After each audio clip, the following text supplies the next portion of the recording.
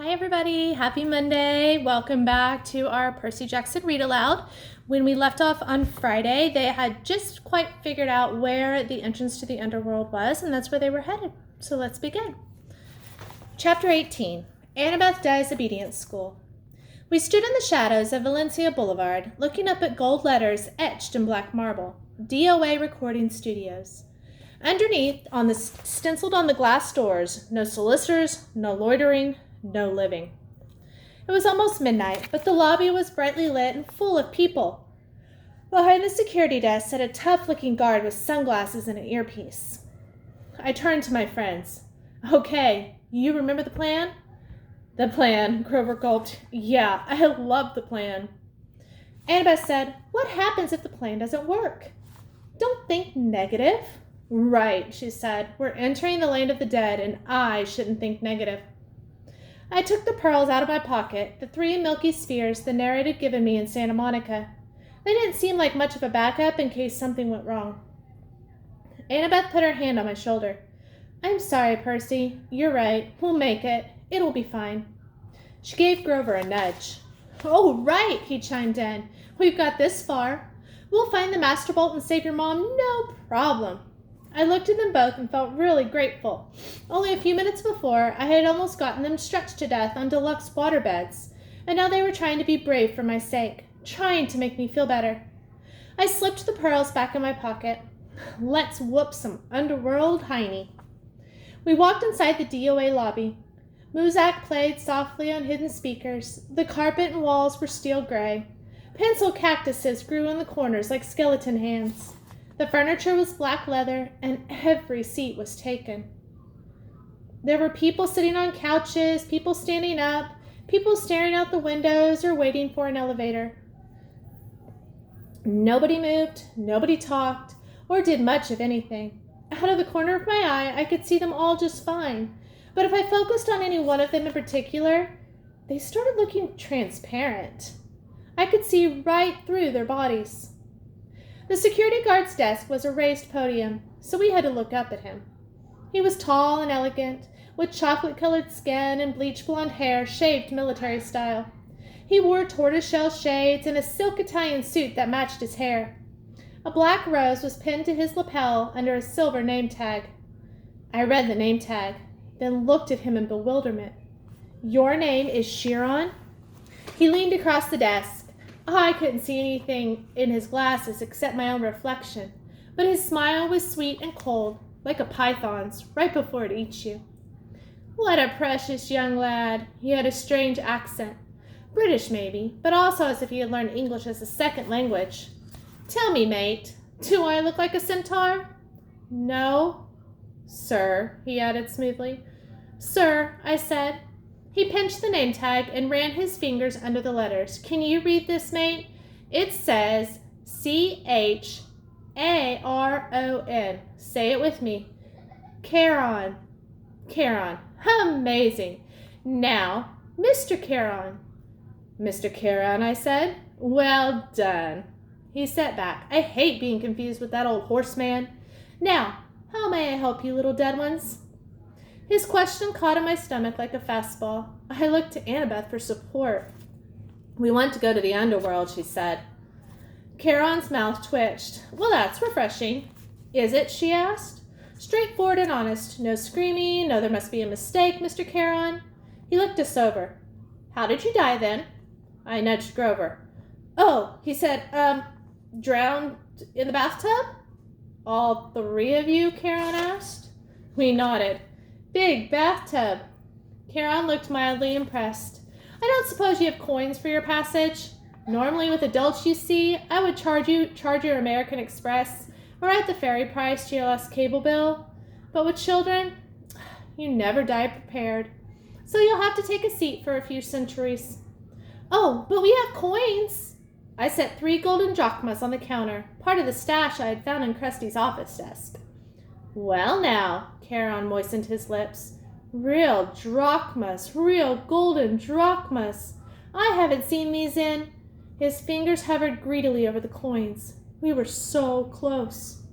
Then Charon looked at me. That cold stare behind his glasses seemed to bore a hole through my chest. Here There now, he said. You couldn't read my name correctly. Are you dyslexic, lad? No, I said I'm dead. Charon leaned forward and took a sniff. You're not dead. I should have known. You're a godling.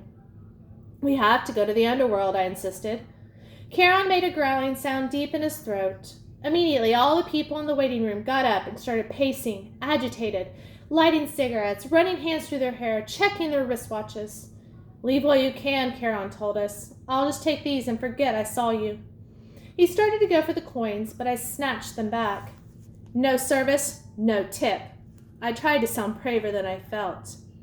Charon growled again, a deep, blood-chilling sound. The spirits of the dead started pounding on the elevator doors. It's a shame, too, I sighed. I wish we had more to offer. I held up the entire bag from Krusty's stash. I took out a fistful of drachmas and let the coins spill through my fingers. Charon's growl changed to something else, more like a lion's purr. Do you think I can be bought, godling? Just out of curiosity, how much do you have there? A lot, I said. I bet Hades doesn't pay you well enough for such hard work. Oh, you don't know the half of it. How would you like to babysit these spirits all day? Always, please don't let me be dead, or please let me cross for free. I haven't had a pay raise in 3,000 years. Do you imagine suits like this come cheap? You deserve better, I agreed. A little appreciation, respect, good pay. With each word, I stacked another gold coin on the counter. Charon glanced down at his silk Italian jacket, as if imagining himself in something even better. I must say, lad, you're making some sense now. Just a little bit. I stacked a few coins, another few coins. I could mention a pay raise while I'm talking to Hades. He sighed. The boat's almost full anyway. I might as well add you 3 and be off. He stood, scooped up our money, and said, Come along. We pushed through the crowd of waiting spirits who started grabbing at our clothes like the wind, their voices whispering things I couldn't make out. Charon shoved them out of the way, grumbling, Freeloaders. He escorted us to the elevator, which was already crowded with souls of the dead, each one holding a green boarding pass.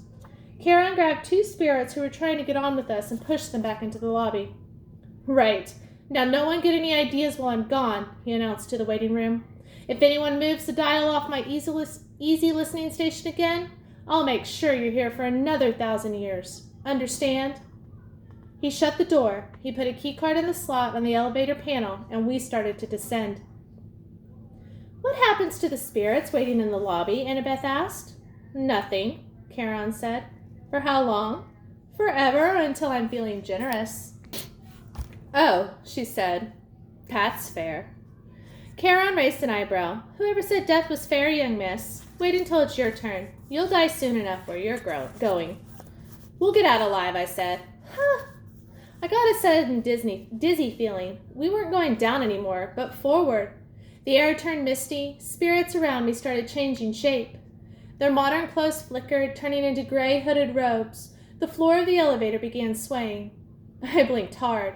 When I opened my eyes, Charon's creamy Italian suit had been replaced by a long black robe. His tortoiseshell glasses were gone. Where his eyes should have been were empty sockets, like Ares, except Charon's were totally dark, full of night and death and despair. He saw me looking and said, Well? Nothing, I managed. I thought he was grinning, but that wasn't it. The flesh of his face was becoming transparent, letting me see straight through his skull. The floor kept swaying. Grover said, I think I'm getting seasick. When I blinked, the elevator wasn't an elevator anymore. We were standing in a wooden barge. Charon was pulling us across a dark, oily river, swirling with bones, dead fish, and other stranger things. Plastic dolls, crushed carnations, soggy diplomas with gilt edges. The river sticks, Annabeth murmured.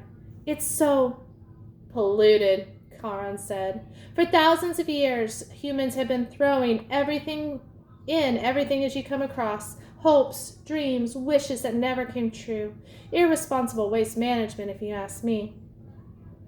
Mist curled off the filthy water. Above us, almost lost in the gloom, was a ceiling of stalactites. Ahead, the far shore glimmered with greenish light, the color of poison.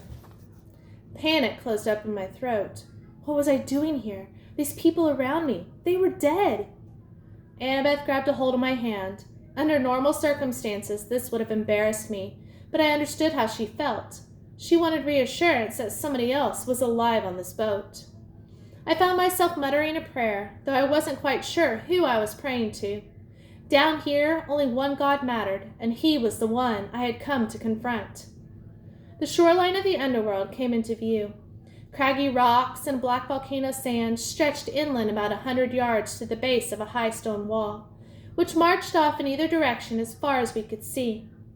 A sound came from nearby in the green gloom, echoing off the stones, the howls of a large animal. "Old Three-Face is hungry," Charon said. His smile turned skeletal in the greenish light. "Bad luck for you, godlings." The bottom of our boat slid into the black sand. The dead began to disembark. A woman holding a little girl's hand, an old man and an old woman hobbling along arm in arm. A boy no older than I was, shuffling silently along in his gray robe. Charon said, "I wish you luck, mate, but there isn't any down here. Mind you, don't forget to mention my pay raise." He counted our gold coins in his pouch, then took up his pole. He warbled something that sounded like Barry Manilow's song as he ferried the empty barge back across the river. We followed the spirits up a well-worn path. I'm not sure what I was expecting, pearly gates or big black porticus or something, but the entrance to the Underworld looked like a cross between airport security and the Jersey Turnpike. There were 3 separate entrances under one huge black archway that said, "You are now entering Erebus." Each entrance had a pass-through metal detector with security cameras mounted on top. Beyond this were toll booths manned by black-robed ghouls like Charon. The howling of the hungry animals was really loud now, but I couldn't see where it was coming from. The 3-headed dog Cerberus, who was supposed to guard Hades' door, was nowhere to be seen. The dead queued up in 3 lines, 2 marked attendant on duty and 1 marked easy death. The easy death line was moving right along. The other 2 were crawling. "What do you figure?" I asked Annabeth. "The fast line must go straight to the Asphodel Field," she said. "No contest. They don't want to risk judgments from the court because it might go against them." "There's a court for dead people?" "Yeah, 3 judges. They switch around who sits on the bench. King Minos, Thomas Jefferson, Shakespeare, people like that. Sometimes they look at life and decide what that person needs if they need a special reward, the fields of Elysium. Sometimes they decide it's on a punishment. But most people, well, they just lived. Nothing special, good or bad. So they go to the Asphodel Fields." "And do what?" Grover said, "Imagine standing in a wheat field in Kansas forever." "Harsh," I said. "Not as harsh as that," Grover muttered. "Look." A couple black-robed ghouls had pulled aside one spirit and began frisking him at the security desk. The face of the dead man looked vaguely familiar. "He's that preacher who was on the news, remember?" Grover asked. Oh yeah, I did remember now. We had seen him on TV a couple times at the Yancey Academy dorm. He was this annoying televangelist from upstate New York who had raised millions of dollars for orphanages, then got caught spending the money on stuff for his mansion, like gold-plated toilet seats and an indoor putt-putt golf course. He had died in a police chase when his Lamborghini for the Lord went off a cliff. I said, "What are they doing to him?" "Special punishment from Hades," Grover guessed. The really bad people get his personal attention as soon as they arrive. The kindly ones will set up an eternal torture for him. The thought of the Furies made me shudder. I realized I was in their home territory now. Old Mrs. Dodds would be licking her lips with anticipation. "But he's a preacher," I said, "and he believes in a different hell." Grover shrugged. "Who says he's seen this place the way we're seeing it? Humans see what they want to see. You're very stubborn or persistent that way." We got closer to the gates. The howling was so loud now that it shook the ground at my feet, but I still couldn't figure out where it was coming from. Then, about 50 feet in front of us, the green mist shimmered. Standing just where the path split into 3 lanes was an enormous, shadowy monster. I hadn't seen it before because it was half transparent, like the dead. Until it moved, it blended in with whatever was behind it. Only its eyes and teeth looked solid. and it was staring straight at me. My jaw hung open. All I could think to say was, "He's a Rottweiler." I had always imagined Cerebus as a big black mastiff, but he was obviously a purebred Rottweiler, except of course that he was twice the size of a woolly mammoth, mostly invisible, and had 3 heads. The dead walked right up to him, no fear at all. The attendant on duty lines parted on either side of him. The Easy Death spirits walked right between his front paws and under his belly, which they could do without even crouching. "I'm starting to see him better," I muttered. "Why is that?" "I think," Annabeth moistened her lips, "I'm afraid it's because we're getting closer to being dead." The dog's middle head craned toward us. It sniffed the air and growled. "It can smell the living," I said. "But that's okay," Grover said, trembling next to me, "because we have a plan." "Right," Annabeth said. I had never heard her voice sound quite so small. "A plan." We moved towards the monster. The middle head snarled at us and then barked so loud my eyeballs rattled. "Can you understand it?" I asked Grover. "Oh yeah," he said. "I can understand it." "What's it saying?" "I don't think humans have a 4-letter word that translates exactly." I took the big stick out of my backpack, a bedpost I had broken off Krusty's Safari Deluxe floor model. I held it up and tried to channel happy dog thoughts towards Cerebus. Alpo commercials, cute little puppies, fire hydrants. I tried to smile, like I wasn't about to die. "Hey, big fella," I called out. "I bet they don't play with you much." "Good boy," I said weakly. I waved the stick. The dog's middle head followed the movement. The other 2 heads trained their eyes on me, completely ignoring the spirits. I had Cerebus's undivided attention, and I wasn't sure that was a good thing. "Fetch!" I threw the stick into the gloom, a good solid throw. I heard it go kerplush in the river Styx. Cerebus glared at me, unimpressed. His eyes were baleful and cold. So much for the plan. Cerebus was now making a new kind of growl, deeper, down in his 3 throats. Grover said. "Percy?" "Yeah." "I just thought you'd want to know." "Yeah?" "Cerebus, he's saying we've got about 10 seconds to pray to the god of our choice, and after that, well, he's hungry." "Wait," Annabeth said. She started rifling through her backpack. Uh-oh, I thought. 5 seconds, Grover said. "Do we run now?" Annabeth produced a rubber ball the size of a grapefruit. It was labeled Waterland, Denver, Colorado. Before I could stop her, she raised the ball and marched straight up to Cerebus. She shouted, "See the ball? You want the ball, Cerebus? Sit." Cerebus looked as stunned as we were. All 3 of his heads cocked sideways. 6 nostrils dilated. "Sit," Annabeth called again. I was sure that at any moment she would become the world's largest milk-bone dog biscuit. But instead, Cerebus licked his 3 sets of lips, shifted on his haunches, and sat immediately, crushing a dozen spirits who had been passing underneath him in the Easy Death line. The spirits made muffled hisses as they dissipated, like the air let out of tires. "Good boy!" She threw Cerebus the ball. He caught it in his middle mouth. It was barely big enough for him to chew. And the other head started snapping at the middle, trying to get the new toy. "Drop it," Annabeth ordered. Cerebus's head stopped fighting and looked at her. The ball was wedged between 2 of his teeth, like a tiny piece of gum. He made a loud, scary whimper, then dropped the ball, now slimy and bitten nearly in half at Annabeth's feet.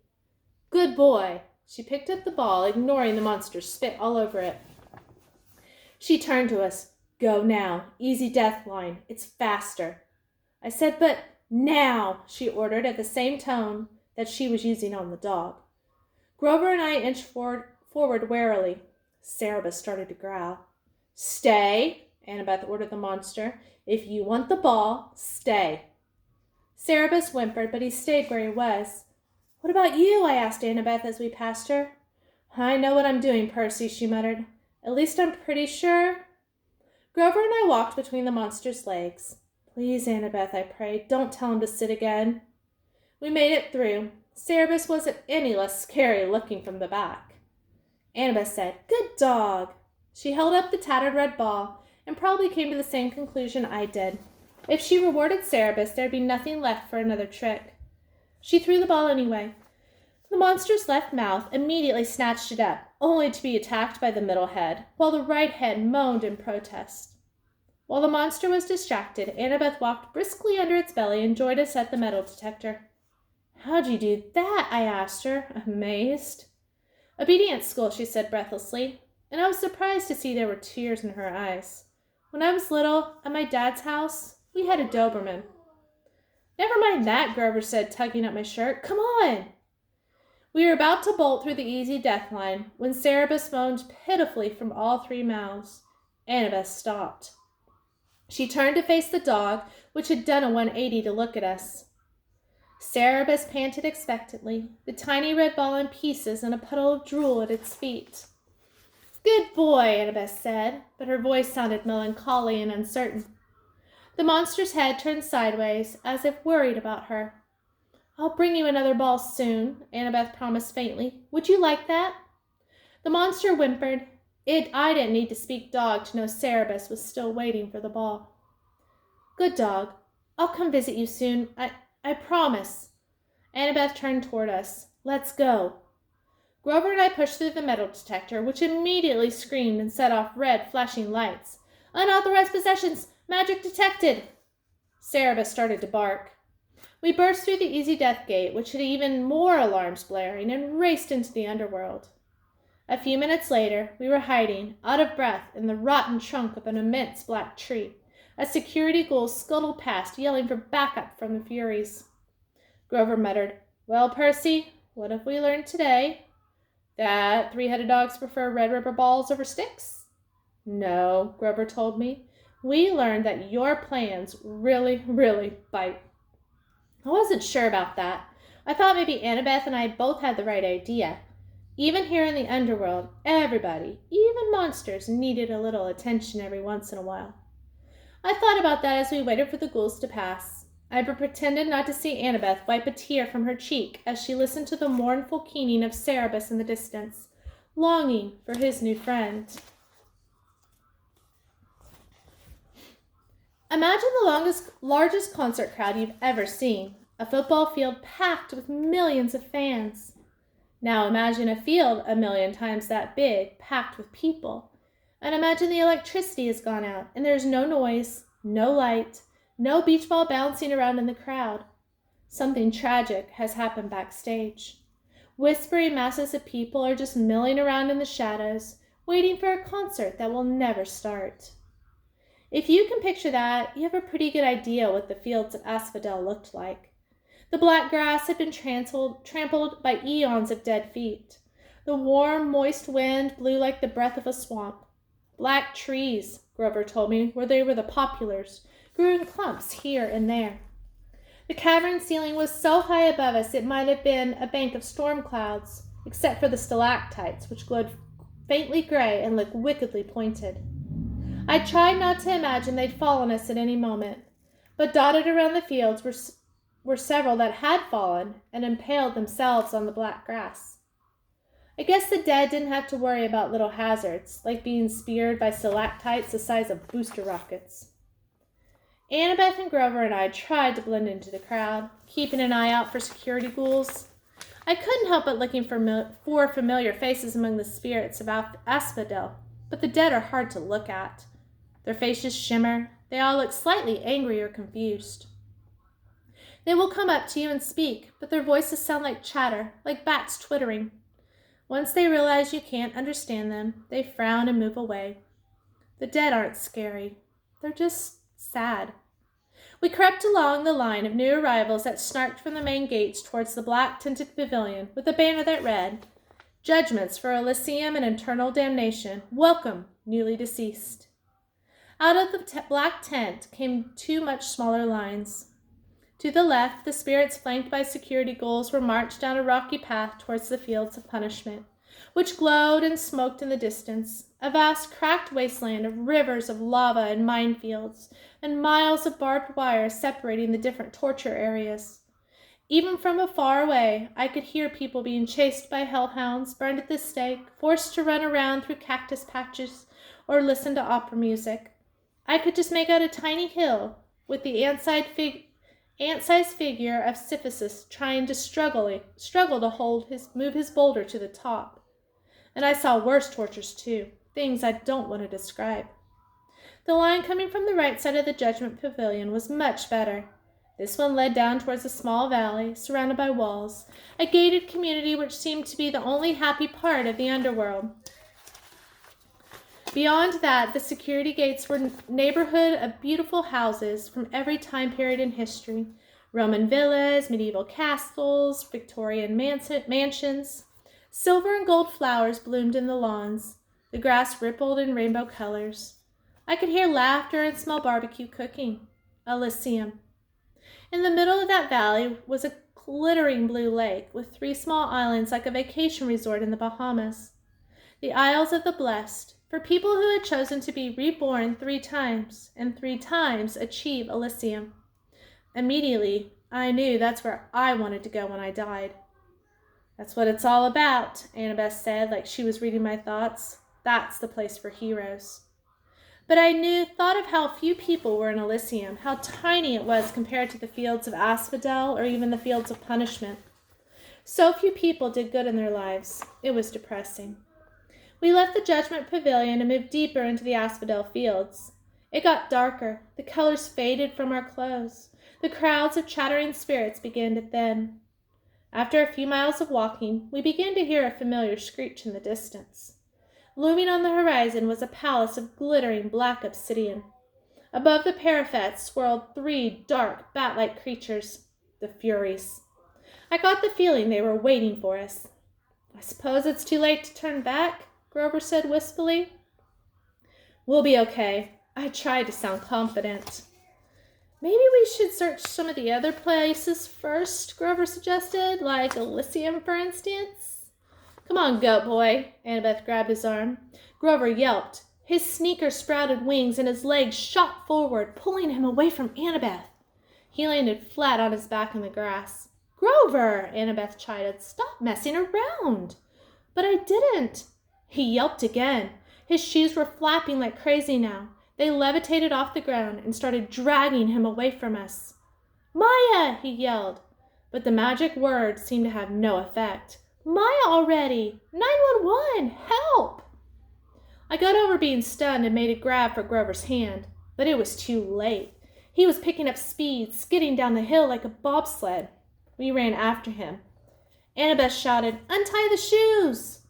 It was a smart idea, but I guess it's not so easy when your shoes are pulling you along, feet first at full speed. Grover tried to sit up, but he couldn't get close to the laces. We kept after him, trying to keep him in sight as he zipped between the legs of spirits who chattered at him in annoyance. I was sure Grover was going to barrel straight through the gates of Hades' place, but his shoes veered sharply to the right and dragged him in the opposite direction. The slope got steeper, and Grover picked up speed. Annabeth and I had to sprint to keep up. The cavern walls narrowed on either side, and I realized we had entered some kind of side tunnel. No black grass or trees now, just rock underfoot and the dim light of stalactites above. Grover! I yelled, my voice echoing. Hold on to something! What? He yelled back. He was grabbing at gravel, but there was nothing big enough to slow him down. The tunnel got darker and colder. The hairs on my arms bristled. It smelled evil down here. It made me think of things I shouldn't even know about. Blood spilled on an ancient stone altar, the foul breath of a murderer. Then I saw what was ahead of us, and I stopped dead in my tracks. The tunnel widened into a huge dark cavern, and in the middle was a chasm the size of a city block. Grover was sliding straight towards the edge. Come on, Percy, Annabeth yelled, tugging at my wrist. But I know, she shouted, the place you described in your dream. But Grover's going to fall if we don't catch him. She was right, of course. Grover's predicament got me moving again. He was yelling, clawing at the ground, but the winged shoes kept dragging him towards the pit, and it didn't look like we could possibly get to him in time. What saved him were his hooves. The flying sneakers had always been a loose fit on him, and finally, Grover hit a big rock, and the left shoe came flying off. It sped into the darkness, down into the chasm. The right shoe kept tugging him along, but not as fast. Grover was able to slow himself down by grabbing onto the big rock, using it like an anchor. He was 10 feet from the edge of the pit when we caught him and hauled him back up the slope. The other winged shoe tugged itself off, circled around us angrily, and kicked our heads in protest before flying off into the chasm to join its twin. We all collapsed, exhausted on the obsidian gravel. My limbs felt like lead. Even my backpack seemed heavier, as if somebody had filled it with rocks. Grover was scratched up pretty bad. His hands were bleeding. His eyes had gone slit-pupiled, goat style, the way they did whenever he was terrified. "I don't know how," he panted. I did it." "Wait," I said. "Listen." I heard something, a deep whisper in the darkness. Another few seconds, and Annabeth said, "Percy, this place." "Shh." I stood. The sound was getting louder, a muttering, evil voice from far, far below, coming from the pit. Grover sat up. "What's that noise?" Annabeth heard it too. Now I could see it in her eyes. Tartarus, the entrance to Tartarus. I uncapped Riptide.